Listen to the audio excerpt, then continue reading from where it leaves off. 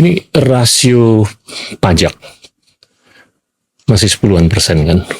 ICOR masih di atas 6. Pandangan Anda gimana ke depan? Rasio pajak kan kita waktu zaman Anda tuh sempat 11% lebih kan? 12, 12 waktu itu ya. Kenapa bisa begitu? Karena yang drive ekonomi private sector.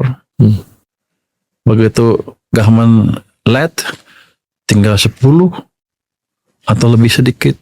Jadi saya kehilangan setengah hampir 1% tax ratio gara-gara itu. Jadi kalau saya hidupkan ke depan, itu aja sektor private saya hidupkan aja, saya tambah setengah sampai 1%, itu 230 triliun rupiah income ke saya hampir otomatis. Itu nanti saya perbaiki lagi tax collection, cara orang saya mengumpulkan pajak. Lebih ya saya cegah kebocoran-kebocoran lah, dan saya perbaiki Cortex supaya betul-betul bisa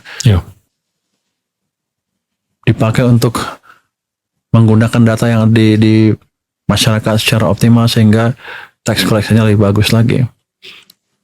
Nanti kalau udah tumbuhnya lebih cepat lagi, let's say tumbuh 6,5%, yang kemarin ribut-ribut, yang banyak protes, saya akan impose tax itu.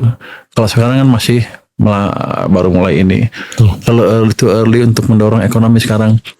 Untuk mengenakan pajak. Nanti kalau agak cepat baru kita kenakan lagi untuk tadi program-program jangka panjang.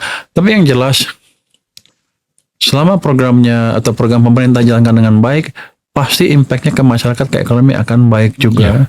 Jadi tax berapapun akan balik lagi ke perekonomian. Dan kemarin sikap untuk yang sangat favorable untuk mikro UMKM itu disambut dengan baik banget dan masyarakat luas, ya kan? Oh, yang delay itu ya, PTKP ya, yang kita perpanjang. Bahkan kalau bisa ceilingnya dinaikin dari 4,8. Nanti kita hanya untuk individu aja, tapi yang PT harusnya kalau adjusted to inflation kan naik dia, otomatis. Tapi sih kita lihat lagi. Karena itu kebijakan bukan dari saya, dari kalau nggak salah Menko Perekonomian. Kita support aja. Siap. Jadi yang bagus pasti kita support tanpa nanya. Siap.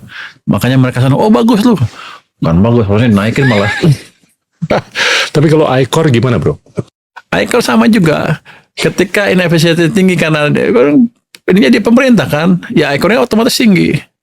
Pemerintah gimana? Kan bukan gilets pemerintah. Biasanya kan mereka lebih inefisien dibanding sana. Sehingga kita perlu investasi yang lebih besar untuk menciptakan pertumbuhan yang sama ya, dibanding kalau private. Saya pikir kalau private bisa jalan nanti akan lebih baik lagi. Dan yang penting adalah gini,